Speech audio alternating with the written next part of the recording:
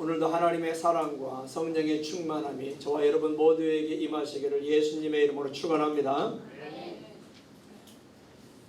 우리 만남은 우연이 아니야. 누가 불렀죠? 네, 노사연 씨가 부른 노래 첫 소절입니다. 이 가사대로 연인들의 만남뿐만이 아니라 사람들의 만남은 결코 우연이 아닙니다. 거기에는 하나님의 섭리와 하나님의 계획이 있음을 믿으시기 바랍니다. 저와 여러분의 만남도 결코 우연이 아닙니다. 또 여러분이 서로 이렇게 만나게 된 것도 우연이 아닙니다. 여기에는 하나님의 섭리가 있고 하나님의 계획이 있는 줄로 믿습니다. 저와 여러분을 만나게 한, 우리 모두가 이렇게 만나게 된 하나님의 섭리, 하나님의 계획이 뭘까요? 우리가 그것을 다 알 수는 없지만 한 가지 분명한 게 있습니다. 그것은 주님의 몸된 교회인 이 꿈에 그린 교회를 잘 세우라는 것인 줄로 믿습니다. 이 꿈에 그린 교회를 아름답게 세워가는 저와 여러분 되시기를 주님의 이름으로 축원합니다.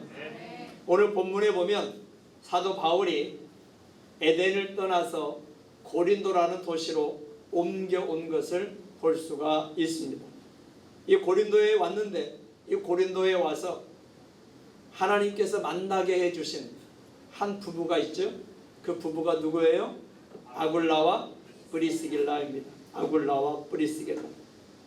오늘 본문 1절과 2절을 함께 읽겠습니다. 1절과 2절 시작.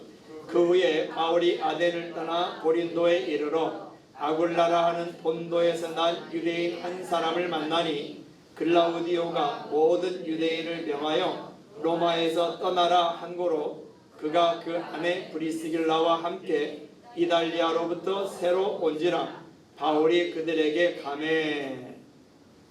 이 고린도라는 도시는 아덴에서 지도에서 보다시피 서쪽으로 약 60km 정도 떨어져 있는 큰 도시입니다.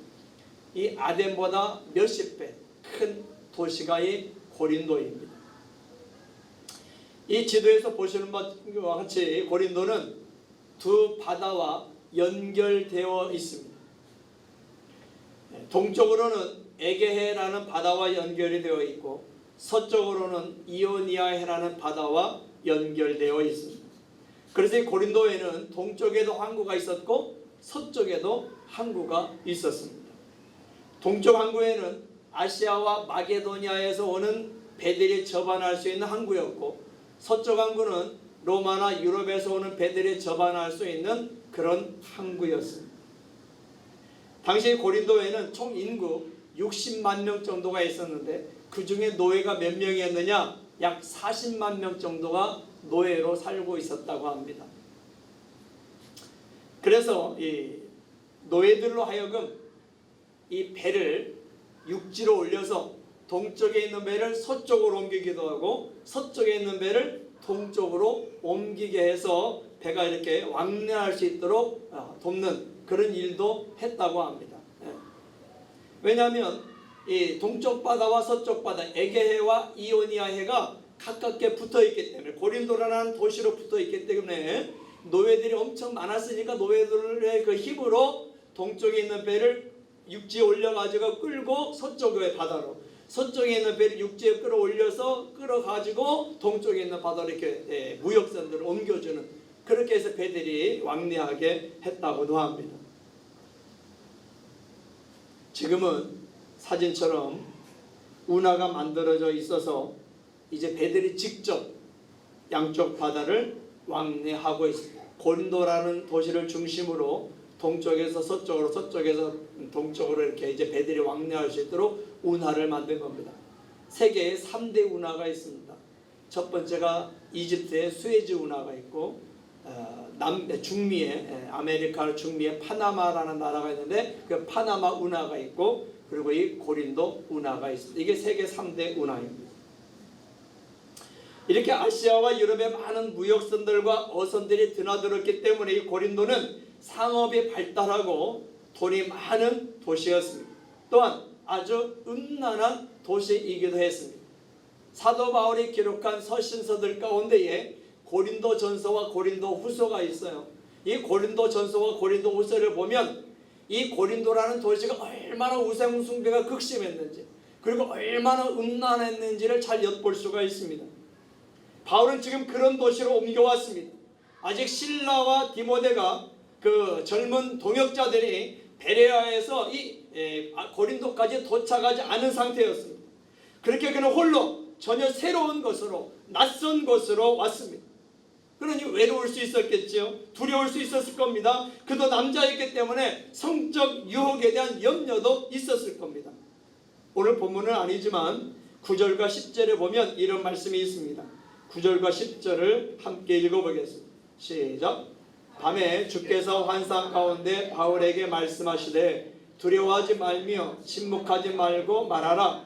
내가 너와 함께 있음에 어떤 사람도 너를 대적하여 해롭게 할 자가 없을 것이니 이는 이 성 중에 내 백성이 많음이라 하시더라. 아멘.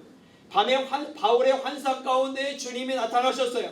그 주님께서 나타나셔서 바울에게 뭐라고 말씀하셨어요? 두려워하지 말라. 내가 너와 함께 있다고 말씀하셨습니다. 왜요? 바울에게 지금 두려움이 있었던 거예요. 염려가 있었던 거예요. 걱정이 있었던 거예요. 그러니까 주님이 나타나셔서 바울아, 염려하지 마, 걱정하지 마, 두려워하지 마. 내가 지금 너와 함께하고 있어. 할렐루야. 믿으시길 바랍니다. 하나님이 저와 여러분과 함께하고 있음을 믿으시기를 바랍니다. 그러니 두려워할 필요가 없다는 거예요. 염려할 필요가 없다는 거예요. 걱정할 필요가 없다는 거예요. 근심할 필요가 없다는 거예요. 왜요? 그 염려와 걱정과 근심과 두려움보다 하나님이 더 크심을 믿으시기를 바랍니다. 더군다나 이 바울은 아덴에서의 사역 때문에 실망이 큰 상태였습니다. 데살로니가에서는 핍박이 있었지만 그래도 수많은 사람들이 복음을 듣고 예수님을 믿었지요. 베레아에서도 마찬가지입니다. 베레아에서는 이 데살로니가보다도 더 크고 놀라운 부흥이 있었습니다. 그런데 이 아덴에서는 달랐습니다.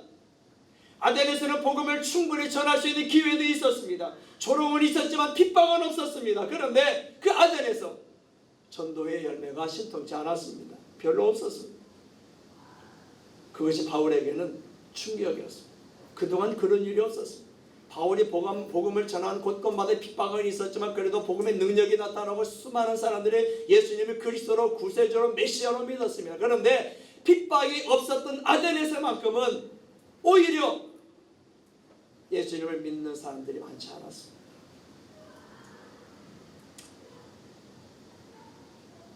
그래서 이것이 바울에게는 충격이었고 낙심이었습니다. 그런 상태에서 지금 바울은 홀로 고린도에 와 있습니다. 그런 마음을 나눌 만한 동역자가 주변에 없었습니다. 그러니 고린도에서의 사역에 힘이 날 수가 없었지요. 물질과 음란으로 가득한 고린도였기 때문에 더더욱 실패에 대한 염려와 두려움이 있었습니다. 주님은 이런 바울의 심정을 아시고 바울이 고린도에 오기 직전에 아굴라와 브리스길라 부부를 준비해 놓으신 것을 믿으시기를 바랍니다. 역시 하나님은 여호와 이레 하나님이십니다. 준비하시는 하나님이십니다. 저와 여러분의 삶에 준비하시는 하나님을 믿으시기를 바랍니다. 신뢰하시기를 바랍니다. 예비해 놓으시는 그 하나님을 의지하고 나아가시기를 바랍니다. 반드시 예비하신 하나님, 준비하신 하나님, 여호와 이레의 하나님을 언젠가 믿음으로 나아가면 체험하게 될 줄로 믿습니다. 다시 본문 2절 함께 읽어보도록 하겠습니다. 2절 시작.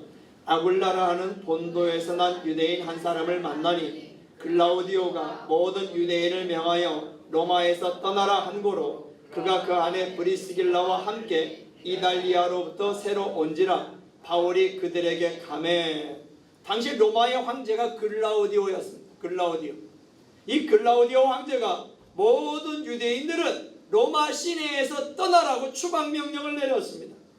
그래서 이 유대인이었던 이 아굴라 부부도 어쩔 수 없이 로마를 떠나서 상업이 활발하게 이루어지고 있던 고린도까지 오게 된 겁니다. 당시 로마의 역사가인 수에토니우스의 기록에 의하면 로마 시내에서 많은 유대인들이 예수님을 믿는 유대인들과 자주 충돌하면서 소란을 일으켰다고 합니다. 이 유대인들이 예수 믿는 유대인들의 숫자가 적으니까 이 예수 믿는 유대인들을 계속해서 핍박하는 일들이 자주 있었다는 것이죠. 이 로마에 사도 바울이 아직 가지 않았어요. 그런데 로마에 교회가 있었어요. 로마에 예수 믿는 사람들이 있었어요. 어떻게 그게 가능했어요? 그건 오순절날 전 세계에 많은 흩어져 있었던 유대인들의 그 명절을 맞아서 예루살렘에 모여 있었잖아요. 그때 예수님의 제자들이 오순절 충만을 받고 베드로를 중심으로 해서 복음을 증거했지 않습니까? 그때 수천 명들이 예수님을 영접했잖아요. 그리고 명절이 끝나니까 각자 자기가 살던 나라로 다시 돌아갔단 말이에요. 그 중에 로마에서 온 유대인들이 수 있었다는 거예요. 그들이 로마에 가서도 계속해서 신앙생활을 한 거죠. 그런데 그 숫자가 다른 믿지 않는 유대인들보다 적었어요. 그러니까 믿지 않는 유대인들이 예수 믿는 유대인들을 핍박하는 소란이 많이 일어났었다는 거예요. 로마 시내에서. 그러니까 이 글라우디오 황제가 그게 싫었어요. 그 전에까지는 이 글라우디오 황제가 그래도 많은 민족들이 어떻게 살아가든 그게 포용 정책을 폈었습니다. 그런데 안 되겠다 해서 모든 유대인들은 로마 시내에서 떠나라고 추방 명령을 내린 겁니다. 그때 로마를 떠난 많은 유대인들 중에 약 2만 5천 명이 고린도라고 하는 이 상업 도시로 왔다고 합니다. 바울은 아굴라와 브리스길라 부부가 로마에서 왔다는 소식을 들었습니다. 어떤 사람들은 이때 아굴라 부부는 예수님을 믿지 않은 상태였다고 말하기도 합니다. 하지만 많은 신학자들은 이때 당시 아굴라와 브리스길라 부부가 예수님을 믿지 않는 사람이었다면 어떻게 바울이 굳이 그 아굴라와 브리스길라를 만나러 갔겠느냐라고 말합니다. 그러니 이때 당시 아굴라와 브리스길라도 예수 믿는 부부였다는 것을 말하고 있다는 거죠. 또 그들이 예수님을 믿지 않는 사람들이었다면 바울이 아굴라와 브리스길라를 만났을 때에 그냥 있었겠어요? 천막 만드는 그 생업하는 일에만 같이 함께 했었겠어요? 복음의 열정이 타올랐던 바울이 가만히 있었겠어요? 아굴라에게 브리스길라에게 예수님을 전하고 복음을 전하지 않았겠습니까? 만일 그런 일이 있었다면 누가가 오늘 본문을 기록할 때에 이 아굴라 브리스길라를 만난 바울이 그들에게 복음을 전해서 아굴라 부부가 예수님을 믿게 되고 헌신하게 됐다는 기록이 남지 않았겠습니까? 그런데 그런 기록은 없어요. 바울이 이 아굴라 부부를 친히 찾아간 것만 봐도 그들이 예수 믿는 유대인이었기 때문에 찾아가서 함께 교제하려고 했었던 거 아니겠습니까? 그런데 이렇게 만나고 보니까 마침 이 아굴라의 직업이 뭐였어요? 텐트 메이커, 천막을 만드는 직업을 가졌었어요. 근데 마침 바울도 그런 그 천막 만드는 일을 하고 있었거든요. 그러니까 서로가 동업자 정신이 통한 거죠. 마음이 통한 거예요. 오늘 본문 3절을 함께 읽겠습니다. 3절 시작. 생업이 같으므로 함께 살며 일을 하니 그 생업은 천막을 만드는 것이더라. 하나님이 이렇게 바울을 위해서 그리고 브리스길라와 아굴라 부부를 위해서 좋은 사람들을 준비해 놓으셨습니다. 할렐루야. 그리고 서로에게 만남의 복을 주셨습니다. 바울은 아굴라의 베드로 이 아굴라의 집에서 이제 함께 살게 되었고 천막 만드는 일도 함께 하게 되었습니다. 그렇게 바울은 경제적인 필요를 채우면서 실라와 디모데를 고린도에서 기다리게 되었습니다. 나중에 보겠지만 이 실라와 디모데가 이제 베레아로부터 마게도냐로부터 이제 오게 되는데 빌립보 성도들이 많은 헌금을 거두어 가지고 이 바울에게 전해달라고 했었는데 그 많은 선교 헌금을 가지고 이 실라와 디모데가 오게 됩니다. 그때까지는 이 바울이 이 천막 만드는 일을 하면서 아굴라와 함께 돈을 벌고 생계를 이렇게 필요를 채웠다 하는 것이죠. 아굴라와 브리스길라 부부는 이때부터 사도 바울과 언제나 함께합니다. 천막 만드는 일뿐만이 아니라 복음을 전하는 일에도 함께합니다. 그렇게 이 아굴라 부부는 하나님 나라를 위해서 헌신한 아름다운 부부가 되었습니다. 사도 바울의 귀한 동역자가 되었습니다. 그들은 지금도 많은 그리스도인 부부들에게 신앙과 헌신의 귀감이 되고 있습니다. 그들은 지금도 많은 부부들에게 신앙과 헌신의 기감이 되고 있을 뿐만 아니라 많은 부부들이 이 아굴라 부부를 닮고 싶어 합니다. 저는 우리 교회에서도 이런 아름다운 신앙의 부부들이 많아지기를 주님의 이름으로 축원합니다. 그런데 어떻게 아굴라와 브리스길라 부부가 이렇게 아름다운 신앙인으로 성장할 수 있었을까요? 어떻게 바울 사도와 동역하는 헌신된 하나님의 사람들이 될 수 있었을까요? 그것은 아굴라 부부가 바울을 자기 집에 모시고 함께 살면서 바울로부터 선한 영향을 받았기 때문입니다. 바울이 아굴라와 함께 살면서 매일 무엇을 했겠어요? 밤새도록 화투를 잡겠어요? 매일 저녁에 대화도 없이 잠만 잤겠어요? 하루 일과를 끝내고 오면 모두가 텔레비전이나 스마트폰만 보고 앉아 있었겠어요? 바울의 성격이나 사명감을 볼 때에, 그리고 아굴라 부부의 열정을 볼 때 그들은 함께 앉아서 로마에 있는 그리스도인들에 대한 얘기를 했을 겁니다. 그들은 함께 앉아 말씀을 읽었을 겁니다. 그들은 말씀을 묵상하고 깨달은 은혜들을 또한 함께 앉아서 나누었을 겁니다. 그들은 함께 앉아서 하루 일과 중에 하나님께서 도우신 일들을 나누었을 겁니다. 그들은 함께 앉아서 기도 제목을 나누고 서로 그 기도 제목을 놓고 중보 기도를 했을 겁니다. 그들은 함께 모여서 날마다 집에서 예배를 드렸을 겁니다. 함께 그렇게 했었다. 함께 있었기에, 함께 그런 좋은 교제를 나누었었기에 이 아굴라 부부가 그렇게 바울에게 선한 영향을 받아서, 영적인 영향을 받아서 헌신된 부부로 살아갈 수 있게 되었다 하는 것이죠. 제가 구원받게 된 것이나 저의 신앙이 크게 성장할 수 있었던 것은 함께하는 시간들을 많이 가졌었기 때문에 가능했습니다. 대학교 1학년 말에 성탄절 전날 밤에는 목사님 댁에서 친한 친구와 함께하며 밤을 새웠습니다. 그리고 그 친구의 간증을 들었습니다. 밤새도록 교제하면서 그 친구가 예수 믿게 된 서울에 가서 대학교 가서 이제 교회를 새롭게 가게 되었는데 그 교회에서 어떻게 예수를 믿게 됐는지, 어떻게 인격적으로 주님을 만나게 되었는지 그런 간증들을 쭉 했어요. 저는 그 간증들을 들으며 충격을 받았어요. 왜냐하면 그 친한 친구는 고등부 때에 저보다 더 열심히 헌신하고 봉사했던 형제였거든요. 학생부 회장도 하고 성가대도 지휘도 하고 노래도 잘하고 주일학교 교사도 잘하고 뭐든지 저보다 다 탁월하게 잘했던 형제였어요. 신앙적인 측면에서. 그런데 대학교 서울로 가더니 교회를 정하더니 그 교회에 가서 인격적으로 예수님을 만났다니 그때서야 거듭나게 되었다는 거예요. 그런 간증을 저한테 하니 저는 충격을 받지 않을 수가 없었습니다. 그 일로 저는 제 자신의 삶을 돌아봤습니다. 내가 정말 천국 갈 수 있나? 내가 지금 만약에 죽는다면 지옥 가는 거 아니야? 두려웠습니다. 하룻밤을 지나고 나면 지옥 갈 것 같고, 또 하룻밤을 지나고 나면 아니야 천국 갈 것 같고, 또 하룻밤을 지나고 나면 아니야 나 지옥 갈 것 같아. 구원의 확신이 없었어요. 근데 어느 날 목사님이 책 한 권을 주셨어요. 제가 그 책을 읽고 그 책에서 요한복음 3장 18절 말씀을 깨닫게 되고 예수님을 그리스도로 인격적으로 영접했습니다. 그 친구와 함께 밤을 새우는 시간이 있었기에, 간증을 하며 서로 교제하는 시간이 있었기에 제가 예수님을 믿을 수 있는, 예수님을 인격적으로 만날 수 있는 기회가 만들어졌었다는 겁니다.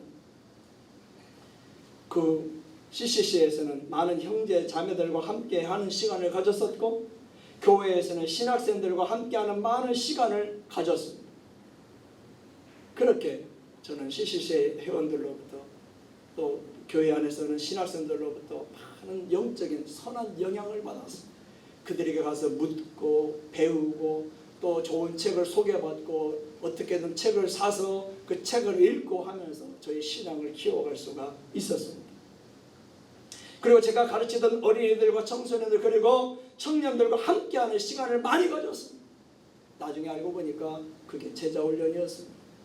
그 학생들과 그 청년들과 함께 성경을 배우고 함께 밖에 나가서 놀고 함께 가서 밖에 나가서 식사도 같이 하고 함께 전도도 하고 함께 교제를 하는 시간 많이 가질 수가 있었습니다. 그렇게 함으로 저의 신앙을 키우기도 하고 그 학생들이나 청년들의 신앙을 키워주기도 했습니다.